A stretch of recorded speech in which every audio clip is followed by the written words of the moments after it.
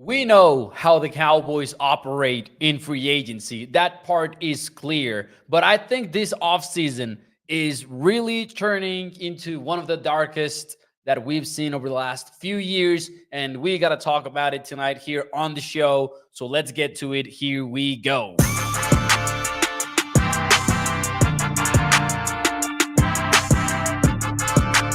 What is up, everyone, and welcome into ATC Sports Dallas Primetime. I am your host, Mauricio Rodriguez, streaming with you live every Sunday through Thursday night at 8 p.m. Central here on Dallas On Demand Sports Talk Network.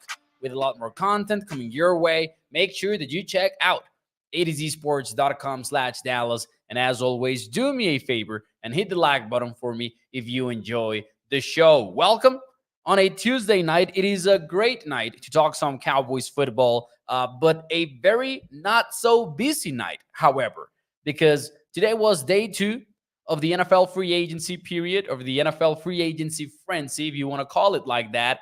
And the Cowboys made a move. They got busy. They decided, you know what? No more.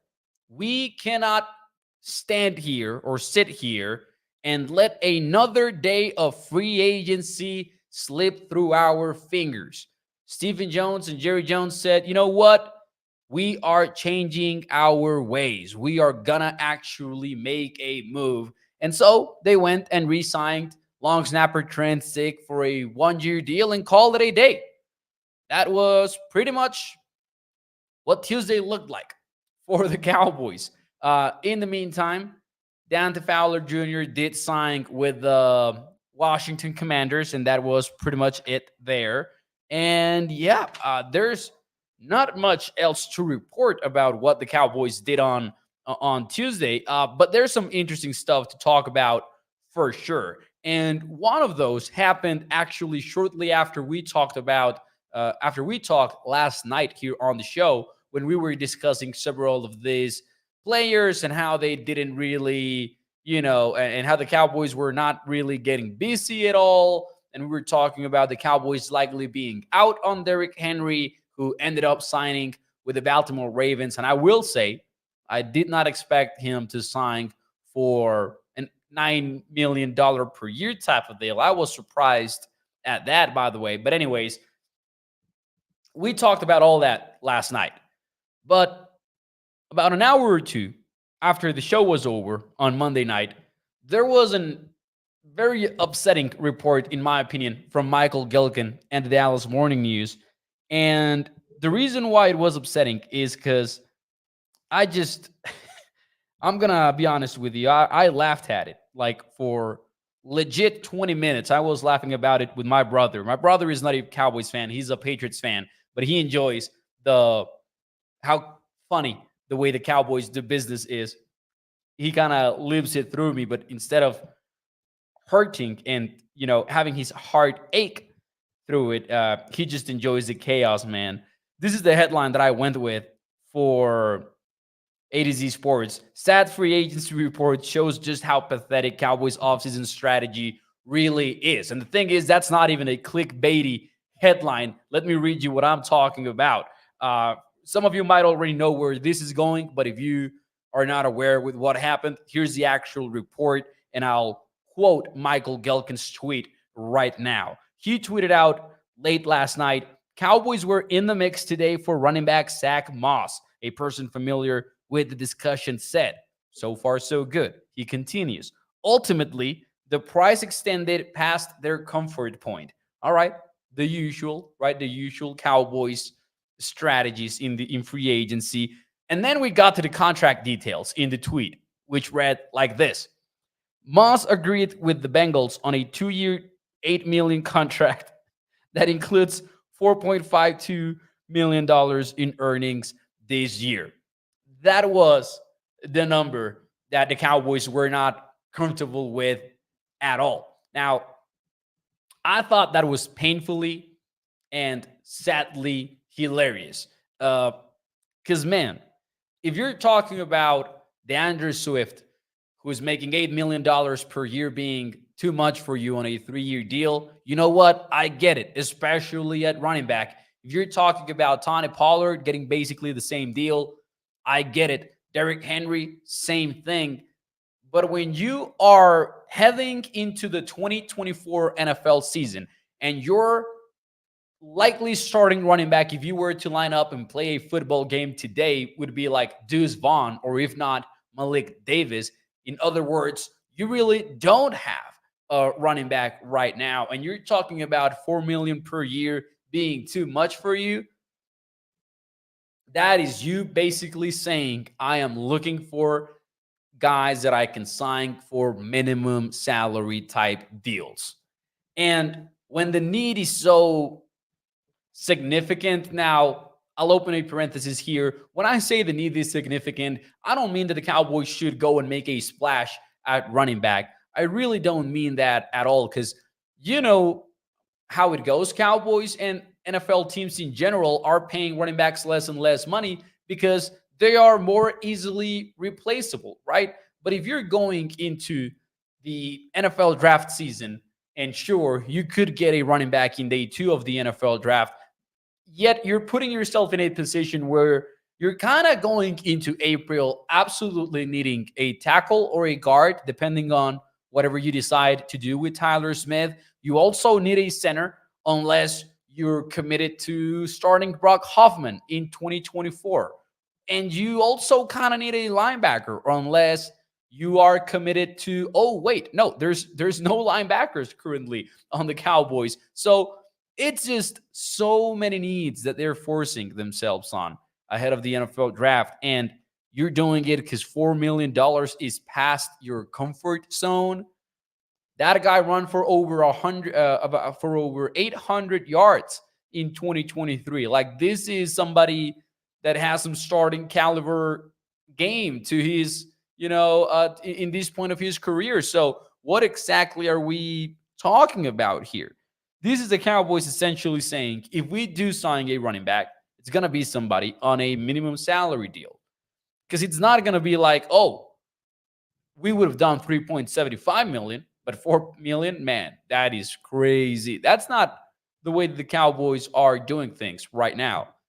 That's only part one of the pathetic reports that we are discussing right now. Part two, before I get to the comments, was a courtesy of Jane Slater, on Tuesday morning, because she tweeted out, and I'm trying to find it so I can read to you the exact wording on this. She was also tweeting out about running backs, right? And she was basically talking about the Zach Moss thing, and she also tweeted the same. She basically said, this gives you an idea of the range that they are entertaining right now. In other words, under $4 million per year for a running back that would be your likely starter pending whatever you do in the NFL draft. But she added in another tweet, what now at running back with Tony Pollard gone? And this is the quote from her source. We are looking at any player that can improve us in range of what we in a range that we can afford. This is the kicker. We have talked to any guy who has called and listened to what their wishes or ranges are. I'm going to read it again because you might have missed it. We have talked to any guy who has called and listened to what their wishes or ranges are. That is wild. Like, that is objectively and accurately wild, and I'll say it, unexpected. You know what? I'm not surprised that the Cowboys sitting tight and pulling off just one re-signing 2 days into NFL free agency frenzy. We are used to that. I get it. But for them to go out and say, well, we're doing our due diligence because we're picking up the phone, never mind dialing running backs up and working the phones and trying to see who's interested in coming over to Dallas. No.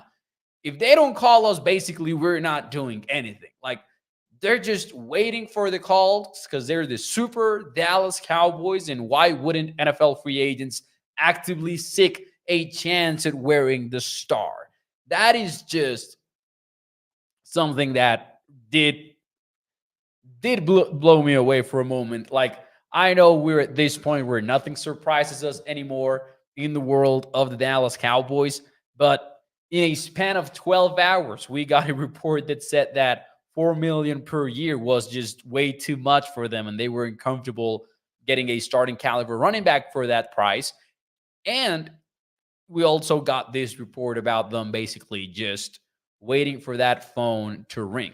Is it a good time? Is it a good time right now to bring back that old report that we discussed earlier in the offseason about Stephen Jones being called during the NFL draft for a trade proposal, him not knowing who the player the Lions were trying to trade his way was, and then hanging up the phone and not asking anybody who the guy was, not asking Will McClay, not asking any of the scouts? Is it a good time to bring that up? Nah? All right, we won't then. We won't do it then. We'll ignore that. We're getting to the point where, man, I just don't know. It's frustrating to a point where I'm not sure if Stephen Jones like really does believe he's like the ultimate football guy because he won a championship in Madden or something like that. But let's see some of your comments though here in the chat. Let me get to them very quickly here. And shout out to all of you, by the way, for joining the show both on Facebook, YouTube, and Twitter. Appreciate all of you guys. Do me a favor, hit the like button for me because every thumbs up puts this show in front of more and more Cowboys fans, and that helps me out a lot. Let's get to some of your comments today. There's a lot of them. Let's see here. Bruce says, it is Deuce Vaughn season, Mo. Hashtag small king.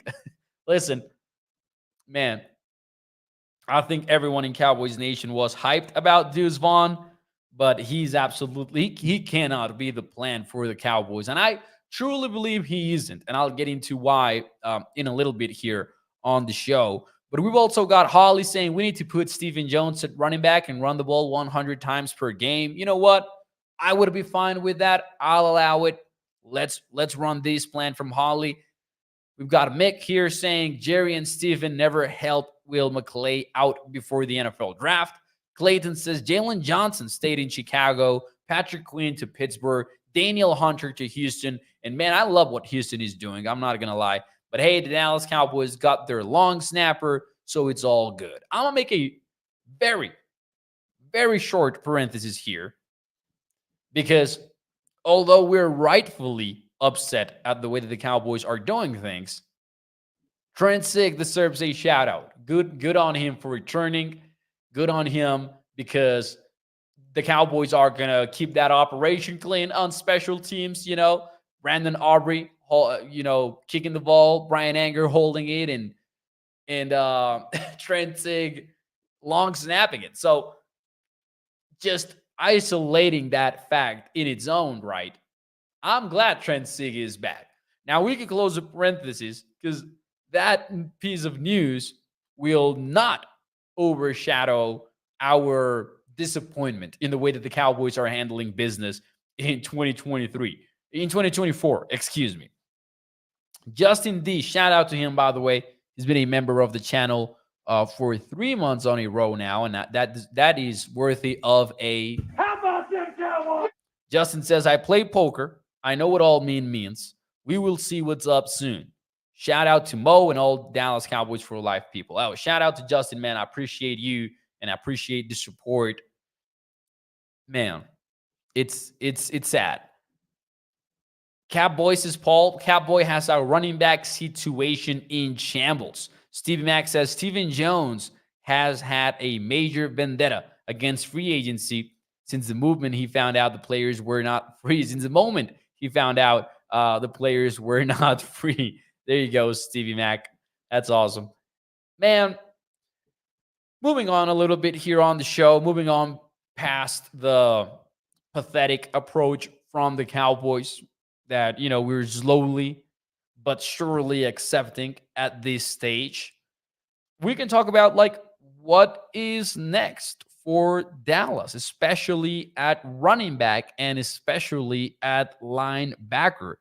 we got to give up at this stage. We got to give up in thinking that the Cowboys are actually going to make a meaningful free agency signing. I'm going to be honest with you. I didn't expect the Cowboys to go and get Patrick Quinn in free agency. I didn't really expect them to get Derrick Henry. We did discuss the possibility when I thought that, hey, maybe the running back prices are going to be extremely low, much lower than we expected them to be. They turned out to be actually a little bit higher, I believe. So that was obviously ruled out almost right away in free agency. And I'm fine with that. But now you're in this situation where you look at the remaining free agents available, especially at a position like linebacker. And I really thought they were going to get one of the not expensive names, maybe not Patrick Quinn, but I thought maybe they were going to be in a little bit on Azeez Al-Shaair. I thought maybe they were going to be a little bit into those sort of names. But now it seems like we are well past that point. And the Cowboys are going to be signing maybe replacement level players or something like that. At running back, here are some of the names that really stand out when you look at the lists of available players. J.K. Dobbins is one of them. I know Skywalker Steele talked about him earlier this week, or I believe it was earlier this week. I know he posted the clip on Twitter, and Des Bryant pointed him out as a candidate for the Cowboys. The reason why J.K. Dobbins is a candidate for Dallas is because he will be extremely cheap. And yes, as Skywalker Steele laid out in his show, he's got that upside because he's got the talent. He's a young player. I believe he's going to be 25 years old ahead of next season. So you're getting a young player who's been very talented, who at one point in his career, in 2022, he averaged 5.7 yards per carry, but he has dealt with so many injuries. He only played one game last year. Week 1, he was done for the year. The year prior to that, he only played in 8 games. So that's the reason why it could make sense for Dallas to go get J.K. Dobbins. He's going to be one of those bargain bin shopping players that the Cowboys like to get in free agency. But there's J.K. Dobbins, 92 attempts in 2022, and that's pretty much the experience you're getting out of him. There's A.J. Dillon, who is 26 years old, but he did average only 3.4 yards per attempt in 2023. He did get 770 yards in 2022. You get Deonta Foreman, who ran for 914 yards in 2022, 5 touchdowns. He's 27 years old, but he did average under 4 yards per carry in 2023, and he did play only in 9 games. I'm not going to dive very deep into any of these players because you can see where we are at right now in terms of the market. Like, these are not the kind of names that would have given you a surefire starter even if you didn't get a running back in the NFL draft. Like Zach Moss would have, but he went for $4 million because of that exact reason, and the Cowboys were out on him. There's Alexander Mattison, who, has had his moments in the NFL. There's Cam Akers available, who could also fit that J.K. Dobbins bill of being this talented, productive player. The Cowboys could get it at a steep discount because he has had not 1, but 2 Achilles injuries so far in his NFL career, and that includes one that ended his season just now in 2023, plus the one in I believe it was, what was it? Was it 2021 as well when he got that first Achilles injury? But Cam Akers, man, could also fit that description of being someone that the Cowboys can get for $1 million and just hope for the best. Hope that he can get you enough games for you to benefit off of it. And then there's other names like Clyde Edwards-Helaire, who is 24 years old. There's Cordarrelle Patterson, who is over 30 years old. Like, these are, I don't even want to say game-changing names because I'm not asking for a game-changing name. I'm asking for somebody who can come in and be like a guy I can trust leading a committee if I don't get my guy in the NFL draft. And I want that insurance policy because I kind of got to have a guy at linebacker, at guard, at center, at tackle, depending on what I do with Tyler Smith. The Cowboys are just leaving way too many needs unattended for ahead of the NFL draft. And whichever running back they get out of this free agency at this stage, I don't think moves the needle very much. And if he moves the needle, it's because you are at a very bad spot at running back as of today. So it would have to move the needle. Like the bar is not that high. It is pretty low, actually. So running back is not great. Running back market is not looking great right now for Dallas. And linebacker is a little bit similar, but there is a hidden gem that I would like to discuss on this show. But before we do that, we have some other comments. Isidro says, I know a high school teacher with 2 knee surgeries. Maybe Steven would be interested. Oh, he absolutely would be, Isidro. You better get him his phone number because you might give him a chance to play for the Cowboys. Steven will be like, oh, wait, did you say he's injured? Are you telling me I can get him for cheap? Then I am interested. That's all that Steven needs to know. Francisco says they have no left tackle, no running back, no center. And Armstrong is gone also, and they made no moves. And Fowler is also gone. And I agree with Francisco. Like, not a good spot to be in when you have all of those needs. And you don't even get to say, oh, I've got my future figured out because I've locked in Dak Prescott for the long term. You cannot even say that. You cannot say that about Micah. You cannot say that about CD because I think that's where the danger lies at for the most part. We can get into the Dak Prescott conversation at some point in this show, but as you can see, like the mere fact that everyone is out there reporting that the extension might not happen just shows you that these two sides are not exactly in the same page.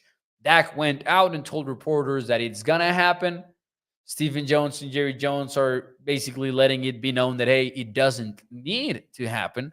We cannot extend him and just see what happens in 2025. The mere fact that that is a conversation right now shows you that the sides are not really close to an extension as of today. And I do wonder if the Cowboys hypothetically decide to part ways with number 4. I do wonder if they are appropriately measuring the risk of what it means for CD and Micah and what it means for them in the sense of why would they want to hitch their wagons to this franchise. Like, I do wonder if they are taking that into account the proper amount. We'll see what happens, though. Holly says, why do they play hardball with people they expect to play football well? Says Holly. That is so weird. That is so weird and difficult to understand. Kenneth says, sup, bro. I know you, but I used a different account before. Oh, he's talking to TC915, though, I think. Shout out to Kenneth, though, for joining the show. Kevin says, Jonathan Brooks is the guy Jones is going all in on. And he's got an injury history, too, which makes it somewhat funny, if you want to be honest. Like, that's comedic, if you will. Gregory, shout out to you, sir. We've got another comment here celebrating 14 months of being a member, 14 consecutive months. By the way, I said Justin was a member for 3 months. I misread that. He's been a member for 38 months. How about them Cowboys? Gregory says, Mo, do you think the Bears would trade their number 1 pick in the draft for Micah Parsons? Probably not. I'm not sure. Number 1 picks are so difficult to evaluate. I'm going to go ahead and I'm going to say no, because I do think the Bears are ready to draft a QB at this point, and they're just going down that route. I know the Justin Fields chatter has been so volatile I'm not sure though. Number one pick in Micah. No, I'm gonna say no for now. I'm gonna say no for now. Ladies and gentlemen, let's get to the linebackers. Let's get to some of the options that are available right now. There's still Levante David, who you could get for somewhere around $5 million, according to the pre-free agency projections. And Levante David, 34 years old, not the same guy as before, but he is reliable. Like, he's somebody that will get to his spot. He will play smart football, and he's a veteran, experienced veteran who could quickly adapt to what Mike Zimmer wants to do. I'm not sure Levante David is the guy that will get the fan base excited, but I'm not looking for excited at this point. I'm looking for guys that can play the freaking position. So Levante David remains available, just giving you the report, the update. Bobby Wagner, is this finally the year that Bobby Wagner to Dallas happens? Maybe. Does it help that he's 33 years old and he's going to be Chip? He might not cover the same way he used to, but again, he's one of those guys that has been in the game for so long that it seems like his instincts, and hear me out. When I say instincts, I mean experience, and I mean having the intuition to know what's coming based on so many reps throughout an NFL career and so many knowledge stored in that brain. Could Bobby Wagner finally happen? I'm not going to bet money on it, but he's one of the best linebackers that are available yet. Eric Kendricks, we've talked about that fit. Former player for Mike Zimmer, a player for 6 years who knows the system, who would be a plug-and-play starter just because of that. And then there's a hidden gem that I would be intrigued by, and that is Tyrell Dodson. Tyrell Dodson from the Buffalo Bills remains available. And I'm not going to lie, I kind of feel a little bit surprised at how little we've talked about Dodson, and the NFL world in general has talked about Dodson, because Dodson was not going to be a starter for the Bills last year. But he was forced into the position when the Bills suffered some injuries, specifically Matt Milano. Matt Milano's season came to an end about midway through the season. Tyrell Dodson stepped in, and he didn't look back. He finished the season graded as the number 1 linebacker in the entire NFL. He finished number 3 in coverage, specifically. Like, this is somebody that absolutely exceeded expectations for the Buffalo Bills, and now he's available. He could go for under $7 million per year, so he would be quite reasonable in terms of price. He wouldn't be overpaid or anything like that. And I'm not sure the Cowboys are still looking for undersized linebackers, but he's quite agile. I'm not going to say he's as undersized as, for example, I don't know, Damon Clark, but he is a little bit undersized. He's that kind of like smaller type linebacker who, by the way, he does have a major flaw. And that flaw is that he wore number 25 for the Bills last season. And I think that's just a disgusting choice for a linebacker. But hey, I digress. Tyrell Dodson would make some sense in free agency. I would like it. I would get excited about it. But for now, though, man, I wonder if the Cowboys are actually going to add a linebacker. What exactly is their plan? But Trent Sieg is the hidden gem that I would point toward in this second, third wave of free agency, whatever you want to call it. That is the what I would look at, basically. Marcus says almost any linebacker is better than what we had. Damon Clark got signed by IHOP after all the times he got a pancake, says Marcus Davis. Damn, Marcus from the top rope. But hey, I agree with his point. Like, at this point, we're not looking for game changers. We're looking for somebody that can start. Can somebody start? If somebody can start, we'll take it. Like, that is where we are at right now. Chase says we don't have one. Probably planning to pick one up in the draft or wait for all the good players to get signed, then picking up the scraps in free agency. But right now, who are you going to get at any of these two positions? that really moves the needle. We'll see. We'll see if they find a way to surprise us. This is something that I want to bring up too, though. I understand the portion of the fan base and content creators and media members that are like, why are you surprised? Like I fully understand that. The Cowboys have never been aggressive in free agency, so it shouldn't be a surprise that they made no splashes, that they didn't go out of their way to make something happen that surprised us or anything like that. But unless this changes through a trade, unless this changes through a surprising splash signing, like last season, you got Brandon Cooks and you got Stephon Gilmore. Was that good enough? No, it was not good enough because you needed to do so much other stuff, and you could have done so much other stuff in free agency where you didn't need to give up draft compensation. However, they at least looked at their needs and they were like, you know what? I don't want to be dealing with a headache in the NFL draft because I need depth at a cornerback. So I'll just go and get Stephon Gilmore.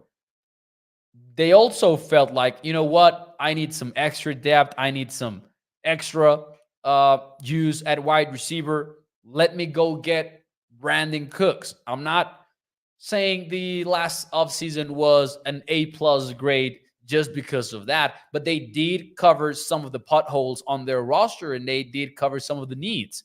But now they are straight up creating much more needs than we expected them to ahead of the NFL draft. And yes, we're only 2 days into NFL free agency. And things might change. In wave 3, they can get some players, but you're not going to properly fill any of the needs that you are creating. Unless you go and get Tyron Smith back, you're going to have to deal with a downgrade at left tackle and potentially at left guard as well, depending on what you do with Tyler Smith. You're going to deal potentially with a downgrade at center. And the upgrade could also be possible, but it will depend on how the board falls in the NFL draft. I'm not sure there's a center out there in free agency that would make us feel like, oh, he's actually better than Tyler Viadish. I'm not sure that's where we are at in free agency as of today. Now, let me check something out very quickly because I saw a comment and I want to make sure about something. Yeah, so somebody mentioned Josie Jewell in the comments, TC915. Josie Jewell has agreed to terms with the Carolina Panthers. So, oh yeah, no, actually it was Nathan Henry, sorry, who said, I'm hoping they get Josie Jewell. Oh, he's gone, as TC915 said. Agreed to terms with the Panthers. So that one is not going to happen. There's a lot of players out there that, I don't know if you've seen this picture. Let me see if I can find a way to load it up very quickly. But it's a free agency recap for the NFC East. And I got to tell you, man, it's fun. Like, let me share the screen very quickly here. I don't think there's anything confidential that you cannot see from my screen. So let me see if I can make this happen very quickly.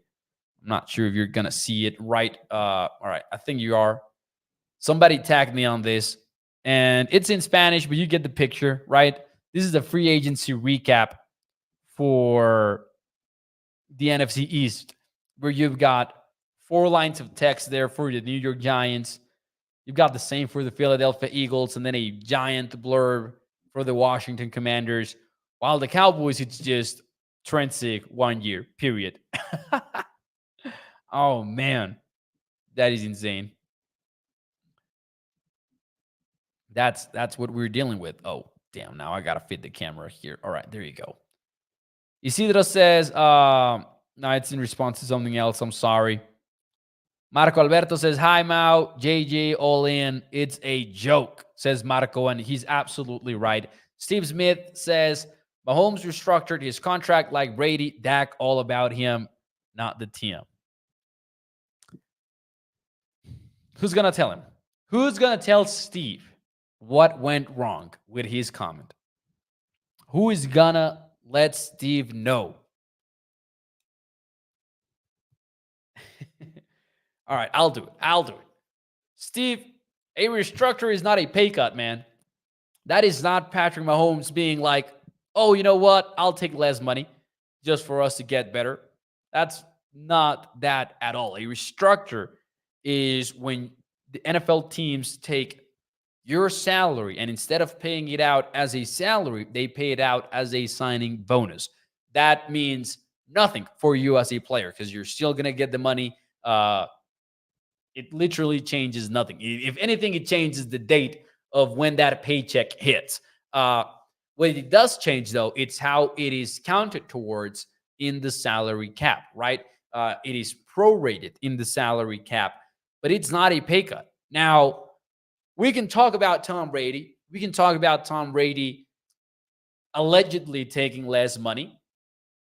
And we can also maybe talk about all of the businesses that he joined the Patriots with. And we can talk about the fact that it happened in his fourth contract or something like that instead of the first few contracts. Because Tom Brady got paid at one point. And Tom Brady got paid more than, or at least proportionately more, because obviously the contracts have changed since then. But he was the highest paid QB in the NFL at one point, then at another point, and then later on in his career, he was like, okay, I'll take less money. I'll make up for that money with these businesses that we're opening up together, Mr. Bob, but I'll still make it seem like I'm taking less money so you can make the salary cap work. That's more accurate. That's a more accurate way of putting it. Now, that being said, though, do I need to share my screen again? Because I don't think a lot of people are forgetting the fact that the Eagles paid Jalen Hurts, and they're still being as proactive as ever, despite already paying Jalen Hurts. You know what the difference is right there? Howie Roseman does know how to work the salary cap. Howie Roseman would love to get into, he knows how to get into the contract details and set it up in a way where the team has salary cap space to work with. But most importantly, Eagles ownership is not manipulating the media to make people believe that it's Dak's contract keeping the Cowboys from signing players. Because at one point, Cowboys Nation has to figure out the fact they can open up $40 to $60 million in salary cap space without cutting a single soul from this football team. They can do that easily by just restructuring deals. But they've brainwashed us to the point where instead of knowing that, we're blaming Dak Prescott of not wanting to restructure his deal, even though he actually is not in a position to do so. It's the ownership that needs to do it. So there you go. I know the frustration and I know where it comes from. But I got to tell you, man, if you believe the problem of this team is Dak not taking less money, the Jones have fooled you. They have succeeded in their endeavor. They can say, yep, got him. That is the truth. And here on the show, here on Primetime, we talk with facts, basically. There you go, man. Cowboys media is going to get a little bit tough over the next few days based on what is going on, by the way. After the initial report that Dak Prescott is filing a lawsuit for extortion against a woman that, what is the correct word, sent a demand letter to him. Basically, I want to read you the exact wording of it because, it is legal stuff, and I do think it's important to get it right. And as much fun as I have on this show, I'm just not qualified to break down legal lawsuits and counterclaims and all that. But here are the quotes from Mike Florio, who reported it over on PFT. Now, you can say all that you want about Mike Florio, and I certainly do a lot of times, but this is good reporting, I believe, from Florio so far. Just being fair here. Letter to Prescott alleging the attorney sent a letter to Prescott alleging that he sexually assaulted Shores in February 17. But I was looking for the term. I think it's demand letter. And now Prescott has filed a lawsuit, and now Shores could have a counterclaim against Prescott. Does not yet, but expected to happen, according to Mike Florio and PFT.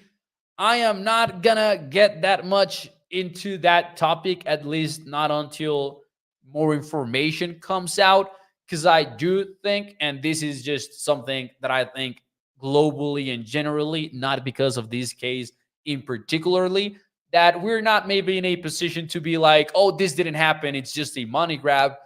Like, I do think we need to know more. And that's just my way of approaching this. Whoever it is that it's involved in any of these cases, I also think that a lot of years in between an incident and the potential letter or lawsuit or settlement request or whatever doesn't necessarily mean that nothing happened and that it's a money grab. And I want to wait it out. I want to wait out until more information comes out. I understand the, complaints about 105.3 The Fan having the defendant's lawyer. I do understand that. I don't remember, Deshaun Watson's lawyer going on a radio spot, Ezekiel Elliott's lawyer going on a radio spot. And I use those two examples because in those cases, they were the defendants. Like, as Nick Harris eloquently put it on Twitter, and he put it in a much better way than I can put it on this show. It should be played out in court and maybe not in the radio. So I understand the criticisms towards that. But I also think, hey, you know what? It's too early to really start breaking that down because we know way too little out of the incident, or alleged incident is what I should say. So yeah, let's just wait it out a little bit. The fact is, Dak Prescott filed the first lawsuit. There is not a filed lawsuit against Prescott right now. There was only a letter. And now it seems like there might be a counterclaim. Now, something key in this process, though, that I did want to bring up is that, and according to PFT, and the lawyer who was on 105.3 The Fan also talked to PFT. So that's two media outlets, at least, that he's talked to. He did admit that the claim itself, like, it cannot, I'm going to read you the quote. Shores will file a counterclaim that includes causes of action arising from the alleged sexual assault, even though the statute of limitations applicable to the assault itself has expired. So if there is a counterclaim, the details will be important because the statutes of limitation, for the assault itself have expired. So there you go. Just, it's going to be a long off season. And I've seen the conspiracy theories on Twitter. I'm going to wait on that too. Like, I can't jump on that train of thought just now that easily, but maybe we'll cross that bridge when we get there. Hit the like button for me if you enjoyed the show, and I'll see you tomorrow at 8 p.m. Central here on A to Z Sports Dallas primetime. Ladies and gentlemen, also check out the website for more updates, and I'll see you tomorrow. Bye-bye.